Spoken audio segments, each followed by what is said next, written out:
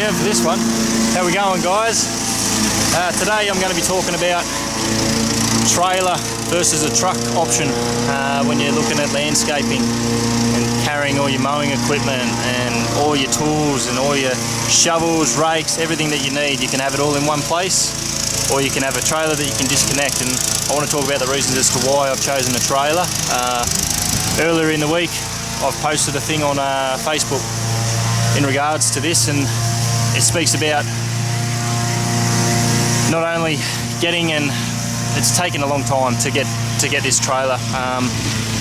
There's many reasons for that. Money is obviously one important factor, but I needed the demand there to justify having that equipment, and it wasn't there early on. And with the residentials that I do, I couldn't justify having that ride-on. But now, as I'm growing and gaining a lot more work, the ride-on is definitely an option. And I can clearly see now. 1 second.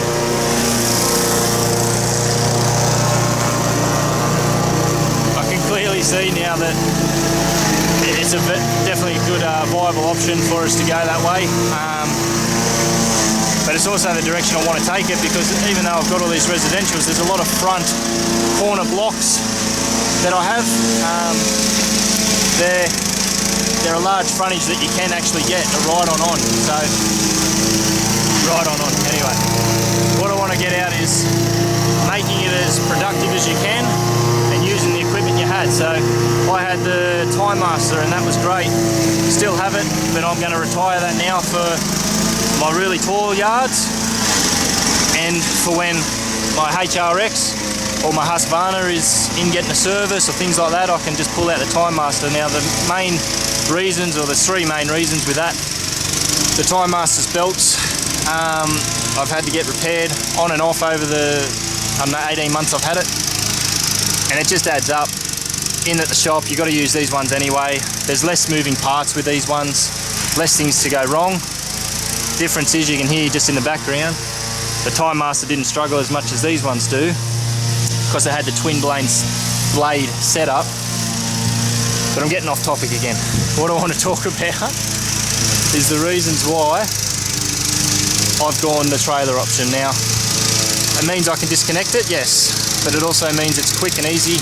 I can definitely afford to get it now, as opposed to a truck that's going to cost me $80,000 by the time I'm done setting it up and getting the ride-on, which is another $15,000 on top of that. It just adds up. So you've got to look at it too in the business for tax purposes. It's better for me to go through a loan process to get this equipment and just pay it off over time, and that way I can claim it better on tax. And that's another video all in itself. Alright, so with the trailer as well, you can also have it as an extra bit of equipment that you can use for green waste. We do a lot of tree pruning, and the ute just doesn't carry a lot of green waste away. It can be very frustrating when you're trying to get it done in the time frame that you had, and then it turns out you've got to take another tip run, and that costs money, and that costs you money, but also can cost your client more money because you're doing more trips with the tip runs. So that's one important factor to consider, as opposed to having the truck. If the truck was fully set up with all my gear at all times, makes it very hard. You've got to unload everything, whereas at least with the trailer, I know what my days are. So I could unload the mowing gear and then just take the trailer and have an extra source to store that green waste, if you know what I'm saying there. So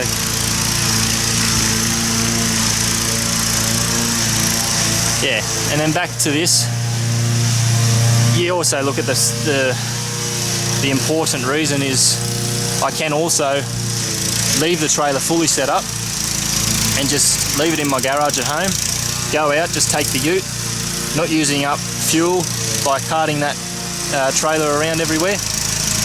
But for me, it's just it's very exciting knowing that this is what we're after, and this is the thing with these yards. I'll be telling Brad in a moment, he should be halving his width there on the cut. It's just too thick, clumping, and as we mulch, it's just a 4 feet high grass to get through there. And that's the thing. Another important thing that he's doing there is slowing down, which he's doing really well. But these mowers aren't capable of this on an acreage. It just would not be feasible. So this ride-on coming on board, there it goes, let loose. It's just going to be a game changer for us because, like I said, out of the 70 odd residential regular mowing clients that we have, there's maybe a third of those that I can definitely use the ride-on on the frontages of the block, and that's going to just, time will tell, but I can already say now with a 54-inch deck versus a 21-inch or a 30-inch deck, that's a massive difference in time. And at the moment we could probably push 16 to 20 lawns a day if we're using these, but we could easily get done 20 lawns with a ride-on. So that's one important factor. Just give me a moment, I'm going to let him know to halve his width here.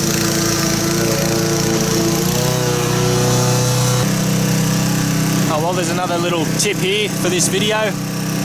Another quick tip. We've got the mower's set at 3 inches. I've just jacked it right up to 4 inches because when they're this long, sometimes you do have to double cut. The idea is you take it up to the highest notch because we've just done a couple of passes. It's just too thick, too wet still. Even though the sun's shining, it's a beautiful day. It's not enough to stop this matting up effect. Now you hear the mowers trying to start, it's all clogged. It's just a lot of grass clippings caught up under that deck. So when it's this long, sometimes you're at the highest setting on a residential little mower like this. It doesn't matter what you do. I've got a lawn at home that I'm now at 4 inches on, and that's where the Time Master's handy. It goes to 4 1/4 inches. So the idea of this, we take it over the top, run over the whole yard at one time, one passing, at the highest setting, get rid of the bulk. And if you're bagging, you'd fill a green bin in 3 passes on this lawn. So this is just another reason, like, it's not ideal to have it this long and mulch down, but if it is, take it to your highest setting and then slowly progress down until you're sort of just at where it's going to go yellow, just before it goes yellow, because it's 2 weekly visits at properties like this that I've got, and you don't know what the weather's going to do. So I find a happy medium for a lot of my clients, and every lawn type's different. So what you want to do is adjust that height, and it'll just mulch a lot easier for you. Again, I got off topic, and I'm sorry I'm speaking so close to the camera. I just want to make sure you can hear me over the mower. Alright, so back to the truck versus trailer option. If everything I've just said, obviously if I had the money right now, I would get the truck, and I'd keep my ute, and I'd have that for Brad or another worker, and then that way we've got another option there for handyman works and all the rest of it. So I would definitely get the truck. Reasons for that again is it's all on one tray, and yes, it is a hassle.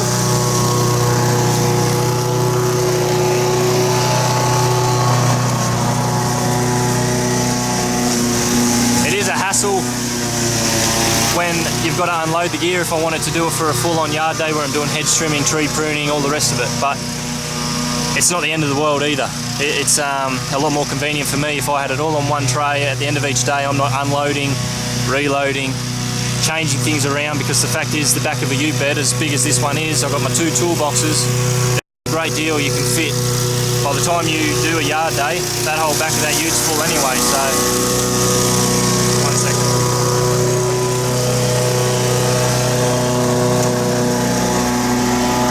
And another thing that I looked at was ease of parking. With a truck, it can be a bit of a hindrance, obviously, but also a trailer can be in that same boat as well. Reversing a trailer in certain tight situations in residential blocks isn't ideal. So either option I was going to go, I just wanted to make sure that it was feasible. So both options are, just at this time, the money is the main driving factor, and that's the main reason I've gone the trailer option, but I just need to get into this market now, because if I wait any longer, there's going to be obviously people taking up, after all this rain we've had, taking up clientele, and they're people that I could have had. So I know I can provide a quality service, and also do on acreages. It's just at the moment I'm borrowing people's ride-ons and things like that and doing it for a better price, and other things you've got to consider when you're doing it. My profit margins could be higher if I had my own equipment, so that's just the main driving force for that. Now I've already touched on it here. I was going to do a video back in the car, but what it means when we've got the mulching jobs, when we're using the mowers, we'll cut that there. I'll do it in the car because there's too many important things I want to discuss, and it's too loud here. So enjoy this mowing footage and what's left of it, and I'll see you back in the car when we're driving home. So thanks again, guys, and hopefully this comes out clear. We've changed the settings on the camera, so it is making a difference, especially with the drone. I've noticed a major difference in the quality of that uploading to Facebook and to YouTube. So thanks again and enjoy. Hope it wasn't too close to the camera.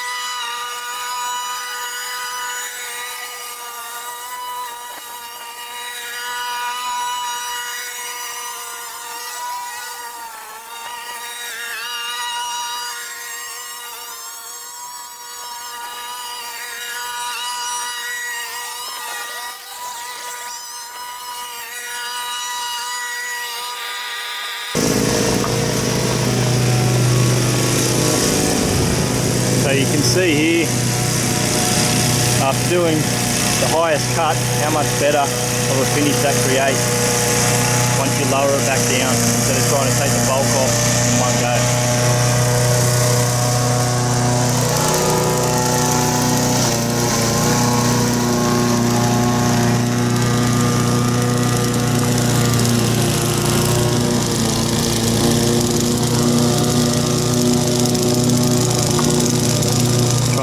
My camera here. So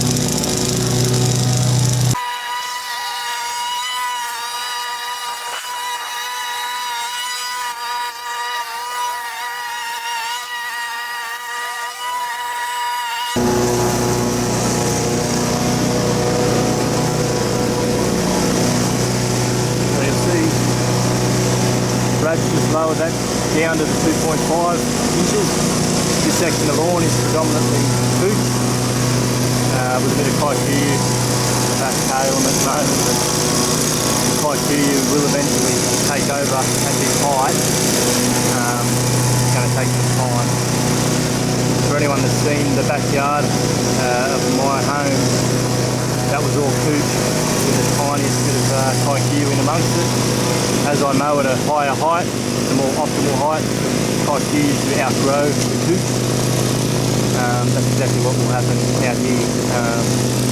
In my opinion, Kikuyu is a much hardier and drought and cold tolerant grass type. So it's definitely better to have that.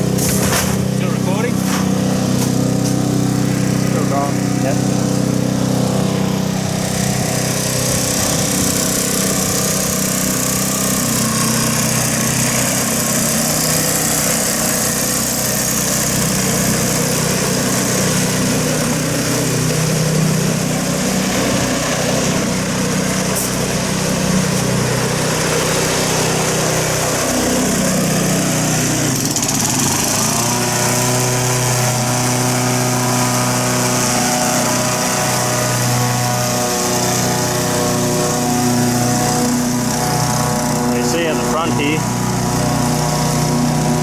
probably been close to 18 months since I took over looking after this property.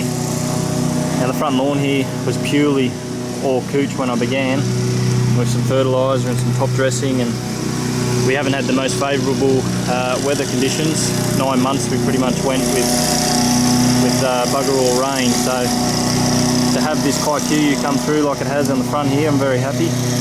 And you can see on the far side there's like a little bit of weed coming through, and that's again the reason I don't like couch. It's just too easy to die off, brown off, and then leave gaps, and then that gap gets filled with weeds. So anything that you got nice buffalo, St. Augustine is what it's called in the States, I'm pretty sure.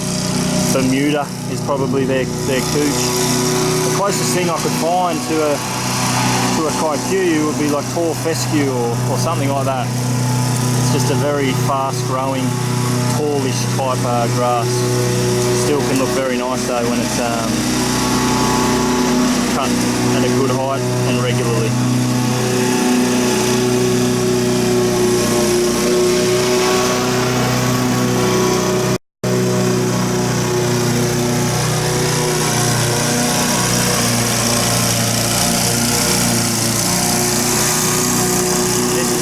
Cutting now at 2.5 inches.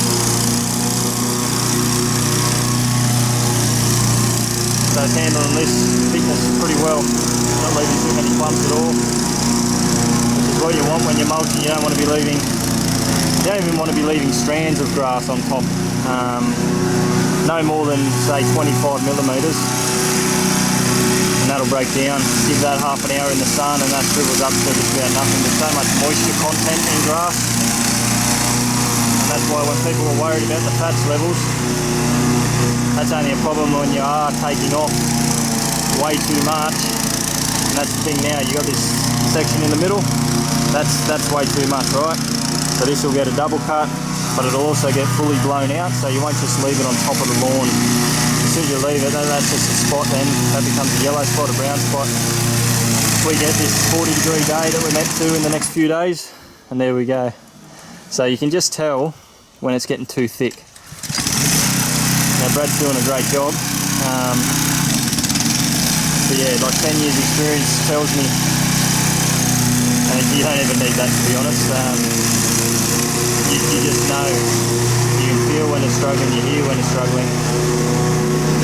And if you're mulching, what you want to do is raise it and then cut it again at your desired height when you get it down. Because at the moment we've just had such great growth from all this rain. Anyway, I'll leave it there. I've got enough talking to do in the car on the drive home, so I'll get back to you guys there. I'll have some nice drone footage to go along with this video. So I did want to make mention with the conditions that we are facing, even though we've had this rain, it's what the fire is and what the firefighters have had to go on through, have been going through. It's just a testament to them. You'll see in the property that I have with the drone, just how close it got to properties. And it means people like me get to keep doing their day-to-day jobs because of these heroes that we've got doing their day-to-day job. It's astonishing and a daily reminder when we see the devastation that we've got up and down this east coast of Australia, but it's all over Australia, so everywhere's been affected now. I don't think there's a state that hasn't, so state or territory I should say. So yeah, just a big thank you to everyone that has done what they've done to sacrifices that they've made and all the help that they've done for thousands of people. It's a small thing. We sit here complaining about all this heat and this sunshine. There's nothing compared to what these guys have gone through. So thanks once again, and yeah, I'll talk to you guys soon. Thanks, guys.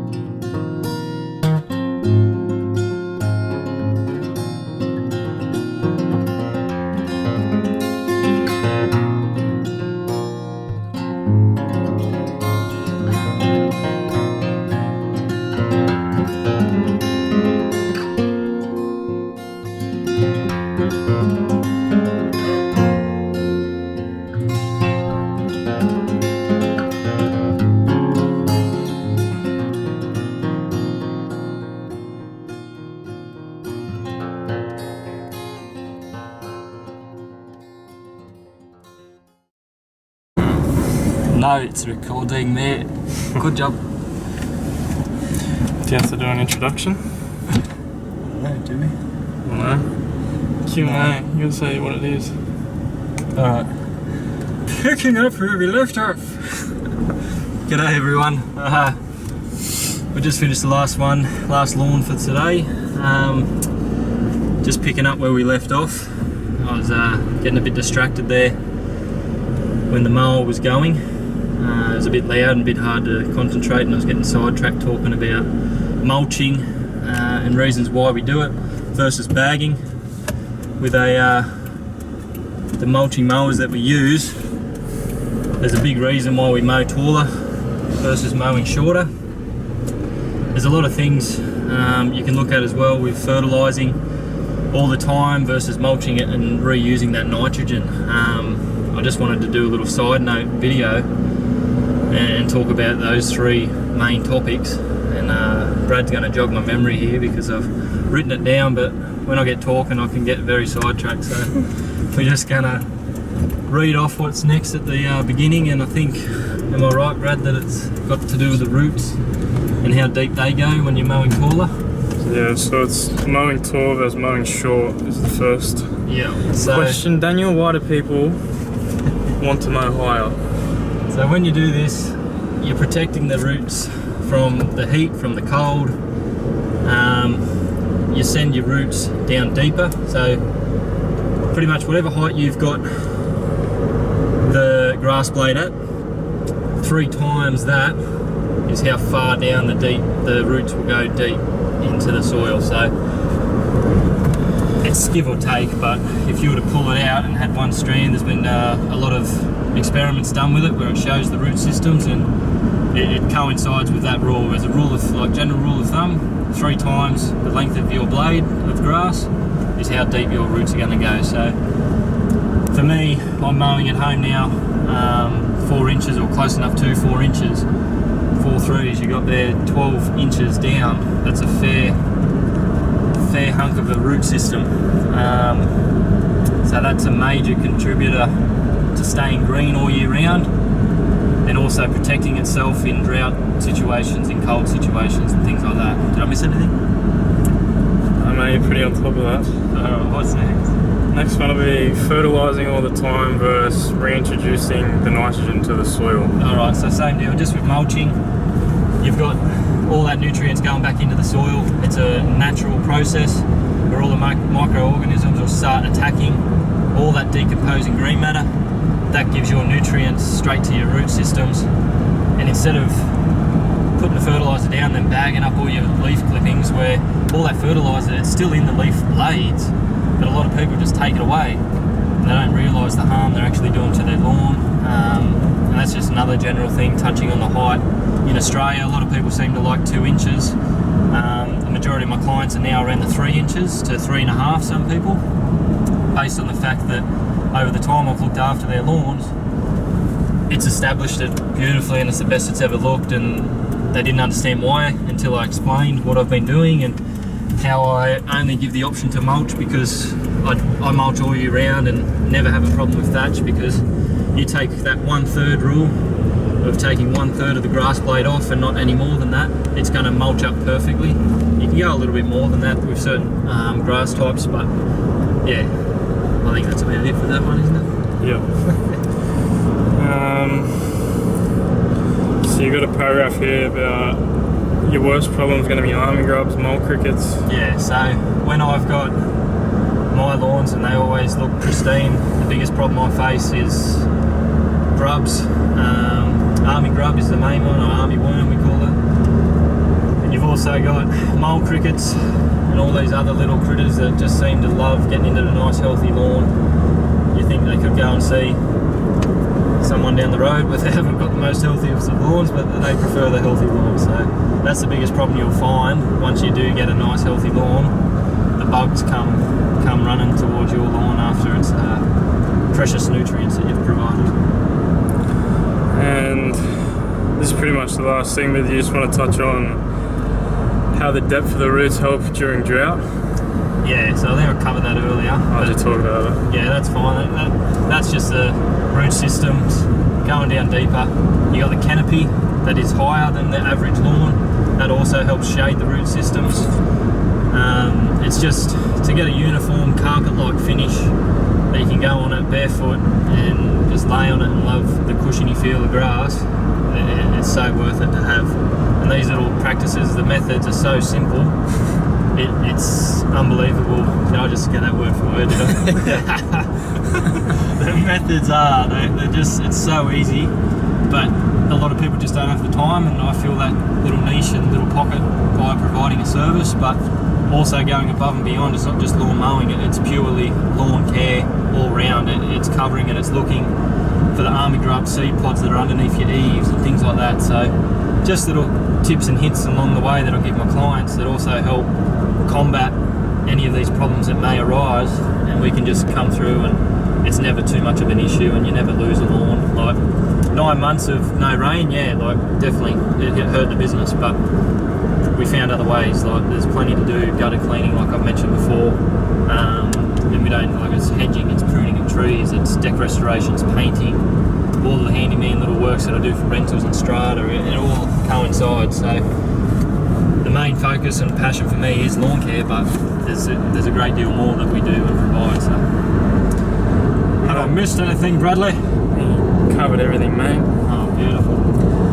Alright, well, if I have edited this right, the drone footage would have been before this little snippet of video. That would have shown the devastation I was talking about earlier with the fires, and just how great a job the fires have actually done in saving properties. It's coming within metres of properties, sometimes right on the fence line, and they've saved like hundreds of properties. And a very trying time for a lot of people. I know people have lost lives and property, and a lot more devastation than what we've experienced and what we've seen. But yeah, just a massive thank you to the fireys and everything that they've done and they continue to do, because what we do pales in comparison. We've had a hard day today, but we're going home now. You know what I mean? It's not that hard when you're really doing something that you love. And yeah, the weather's not the best. It's nearly 40 degrees some days, but yeah, what they're facing, it's unbelievable. So thanks once again, guys, and I hope everyone gets something from these videos, and I'm going to try and not be so sporadic and chop and change what I'm talking about. The problem is there's so much knowledge I want to share, so I'm just going to take my time and make the videos based on what I want to talk about and try and just stick to it. I might veer off here and there, but yeah, if you guys can stick with me, it'll be worth it. If you watch all the way through, there'll be tips during the video, because again, until I sort of get on top of the sporadic nature of how I'm talking sometimes, it's yeah, the knowledge will be there, but you just gotta look for it sometimes. And thanks to my brother for all his help over the last few months. He's a great talker, I know. He's a better worker, but so that makes it. You cover everything, mate. You got all the words. Alright, well, we'll sign off there, and that's paying homage to someone I know. He's a great bloke. I love watching his videos too. He'll know if he's watching this. Anyway, I'll talk to you later. And yeah, thanks again. You! How do you tell?